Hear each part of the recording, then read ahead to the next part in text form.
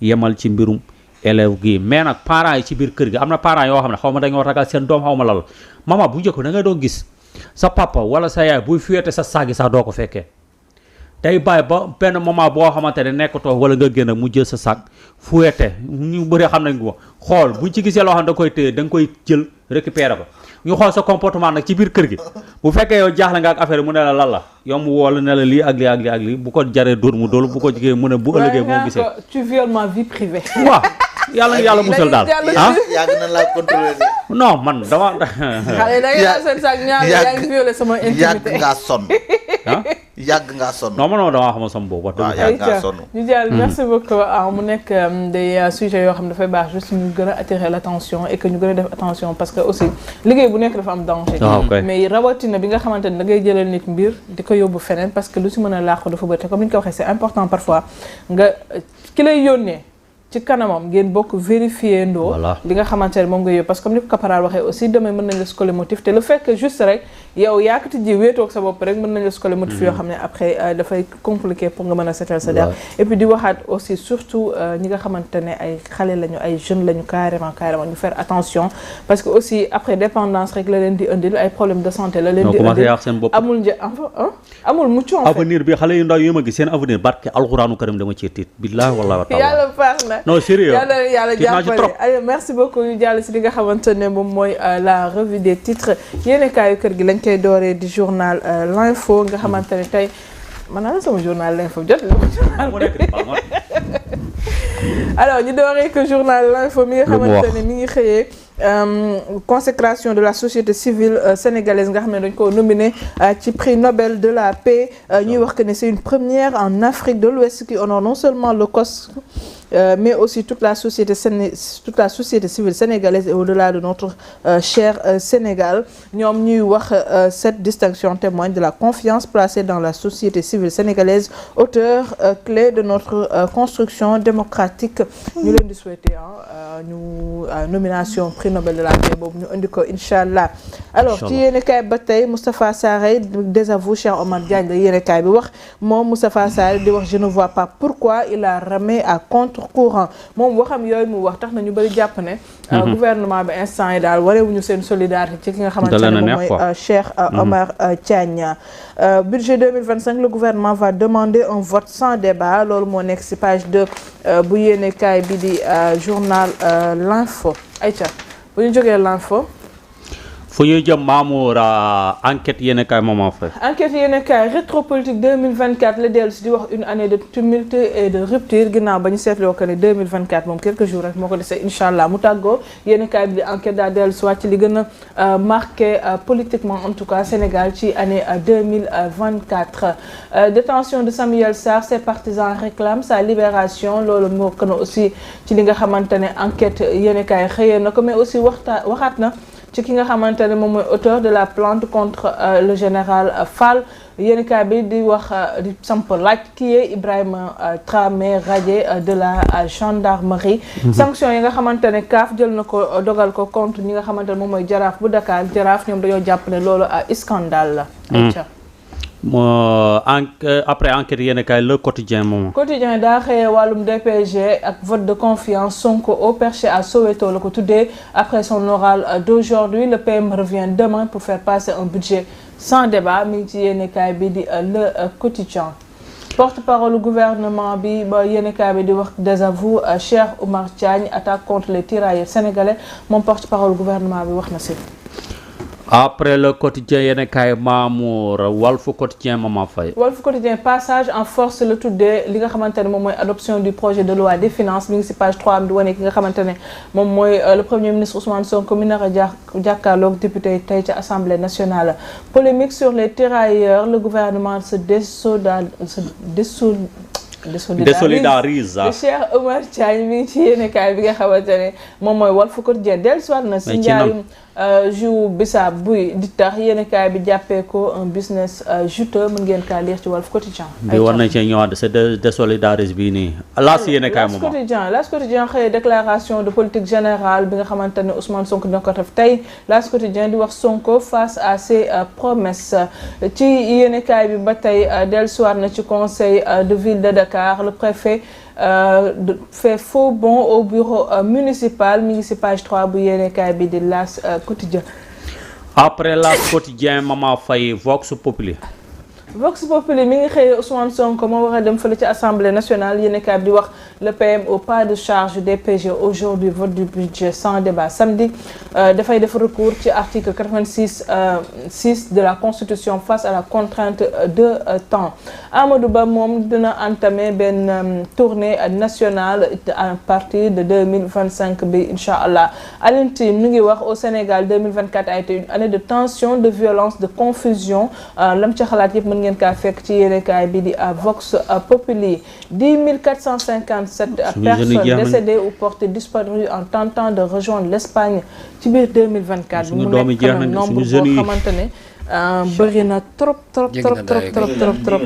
yéenekaay bi di Vox Populi dellu siwaat na ci ay ca là je reçu yëpp a dem Sud Quotidien Mama Faye. Sud Quotidien xëyee nomination Samba Ndiaye commémoration des tirailleurs sénégalais yéenekaay bi di wax Diomaye entre contestation et défiance yéenekaay bi dellu soit nomination Samba Ndiaye mi nga xamante ne juróon na fi coow lu bëree bëri mais aussi Cheikh Omar Diagne nga xamante ne wax na aussi ci tirailleurs sénégalais wax yoo xamante ne aussi bëri na coow yu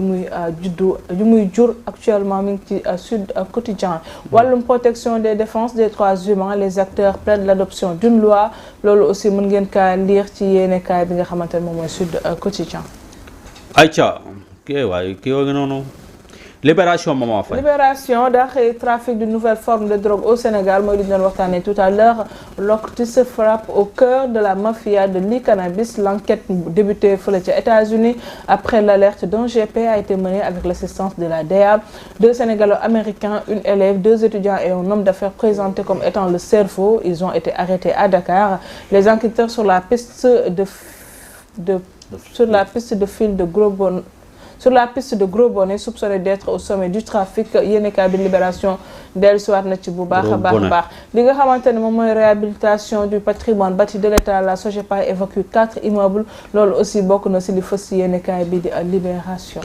Après Libération yéenekaay Tribune yéenekaay Mama Faye. Tribune yéenekaay enseignants et blouse blanche sur le pied de guerre la xëyee di wax ci benn colère noire contre le régime de Diomaye. Tribune yéenekaay mi ngi wax les enseignants dénoncent une injustice dans le traitement des fonctionnaires. La surimposition est un fardeau que les enseignants ne peuvent plus supporter. Déterminés à se faire entendre, les blouses blanches préviennent le gouvernement mi ngi ci yéenekaay bi di Tribune. Déclaration politique générale yéenekaay bi di Tribune di wax enfin le PM Sonko ose affronter ses députés mi ngi ci yéenekaay bi di Tribune waaye aussi samp na benn laaj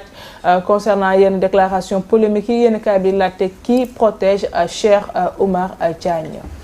Point d'interrogation après Tribune yéenekaay L'Observateur Maman. L'Observateur daa xëy di wax yéenekaay bi L'Observateur daa xëy di wax ci nga xam moom mooy premier ministre Ousmane Sonko di wax wàllum DPG vote du budget installation de la haute cour de justice. Sonko ouvre la chasse aux pilleurs loolu la yéenekaay L'Observateur xëyee tey di wax les grands axes de la DPG le recours au 86-6 et l'installation des 8 membres et 8 suppléants de la cour de justice. Toutes les compétences, la composition et les missions d'une juridiction politique. Les affaires Mamadou Dia en 1963 et Idriss Seck en 2005 loolu yëpp yéenekaay bi di L'Observateur dellu si na si waaye aussi dellu soit na ci di wax retour en forme Elimane Ndiaye. L'atout décisif d'Everton. Après L'Observateur Mamouro source à Mama Faye. Source A Amadou Ba démarre sa tournée nationale en janvier moom mi fi nekkoon premier ministre nekkoon fi aussi candidat ci élection présidentielle waaw day def benn tournée nationale à partir du mois de janvier. Source A dellu si na ci leneen di wax à l'origine de la vérification des dossiers de reconnaissance de certains médias auprès du ministère du travail des CV présumés loués. dañoo jàpp ne am na ci yenn médias yoo xamante ne dañoo loué woon ay CV ci ñeneen pour mën a jàll. Déclaration de politique générale du premier ministre Ousmane Sonko. Source A xëyaat na ci di wax vendredi de mise en scène mën ngeen ko cee fekk benn coow loo xam ne dernièrement gis nañ ko muy benn plainte contre ki nga xamante ne moom mooy Abdoulaye Sylla indi na ci ay leeral ci plainte pour abus de confiance présumé dans l'affaire Sokhna Thiam moom Abdoulaye Sylla am na yu bëri yoo xamante ne def na ko ci comme révélation mën ngeen kaa lire ci page 3 bu yéenekaay bi di Source A. Source A après Source A Mamouro yor bi Mama Faye. yor affaire Sweet Beauté la xëyee di wax les confessions glaçantes de Ndeye Khady Ndiaye moom Ndeye Khady Ndiaye mi wax les juges ont causé du tort à Ousmane Sonko leneen la nga xamante ne wax na ko explication yenn yi nga xam ne dund na ko yëpp te wax na ko ci benn émission buñ ko dalaloon mën ngeen kaa lire ci yéenekaay bi di yor loolu su na si les grandes attentes du monde économique ci li nga xamante ne ñu ngi koy xaar mu war a jóge si déclaration de politique générale du premier ministre Ousmane Sonko. doy na waar après yor bi Le Soleil Maman Faye. Le Soleil adoption du budget 2025 par l'Assemblée nationale de xëy di wax vote sans débat en perspective selon le ministre du Travail, de l'Emploi et des Relations avec les institutions Abbas Fall, le gouvernement va demander à l'Assemblée nationale d'adopter la loi des finances initiales sans passer par la plénière comme l'autorise l'article 86 alinéa 6 de la Constitution. Pour ce faire, le Premier ministre retournera demain samedi à l'hémicycle pour déposer une question de confiance. Après Le Soleil yéenekaay Rewmi Quotidien Maman Faye. Rewmi Quotidien moom tamit wàllum déclaration de politique générale le premier ministre la xëy di wax Sonko et le rendez-vous avec l'histoire. Propos wu Cheikh Oumar Diagne sur les tirailleurs, la réaction du porte-parole du gouvernement mën ngeen kaa lire ci yéenekaay bi di Rewmi Quotidien. Après Rewmi Quotidien maamu lii Quotidien Maman Faye. lii Quotidien vote sans débat de la loi de finances 2025 la xëyee di wax Ousmane Sonko l'a cherché muy wax conséquence des longues hésitations du premier ministre à faire sa DPG. La loi des finances 2025 sera votée sans débat. Doudou Wade, ancien parlementaire, di wax que ni loolu c'est prévu par les textes. Après sa DPG, ce vendredi, le Premier ministre retourne à l'hémicycle samedi pour l'adoption du projet de loi de finances 2025. Il assistera le même jour à l'installation de la Haute Cour de justice. Amadou Ba, conquête du Sénégal des profondeurs, nouvelle responsabilité, lancement de sa tournée nationale. Aïcha, l'exclusive mu ñëw na maman.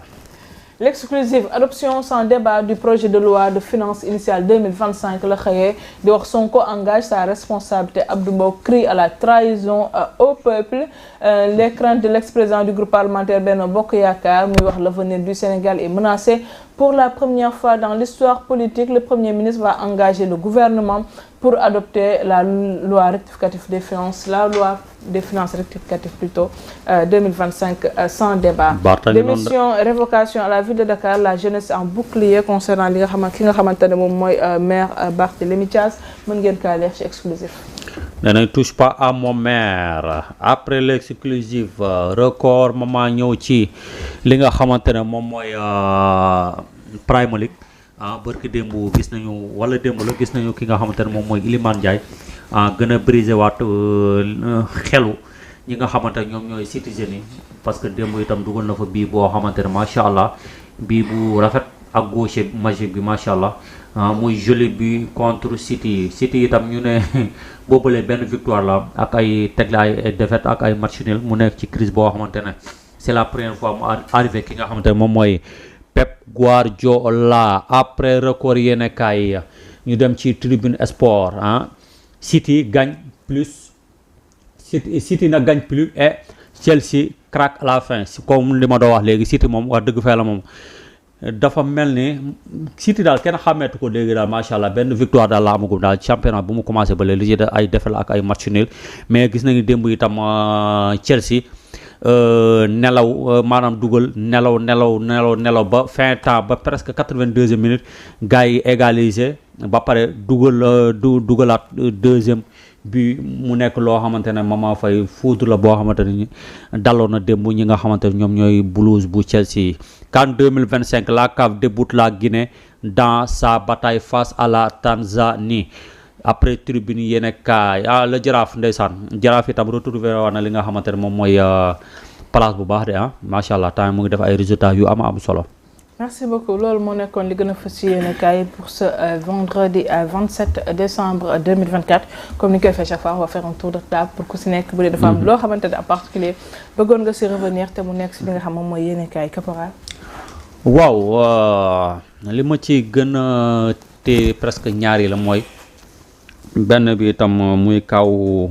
Ndeye Khady Ndiaye. baa du ñaari gudd. non yow xama sa bopp rek booy xama sa bopp en tout cas daal Ndeye Khady Ndiaye traversé woon na fi ay moment yoo xamante yu métti woon na yu difficile woon la yoo xamante ne moom mënoon na cee ñàkk bakkanam ak doom itam boo xamante ne ëmboon na ko ci jamono yooyu la tey mu ngi judd na ci jàmm. ku ko tuddee. damaa xam tey macha allah mu ngi génn ci ay émission di wax di expliquer ba expliquer benn moment boo xamante ay coup téléphonique yoo xamante ne amoon na ko rendez-vous saa waay génne benn mallette boo xam ne presque nee na ci xalaatam mallette boo xamante ne ci lu mu gis ay euro lañ ko mélangé ak ay CFA mu doon loo xamante ne presque bu koy kii bu ëppul 200 millions itam ci lay toll mu doon yoo xam ne yooyu yëpp traversé na ko maintenant nag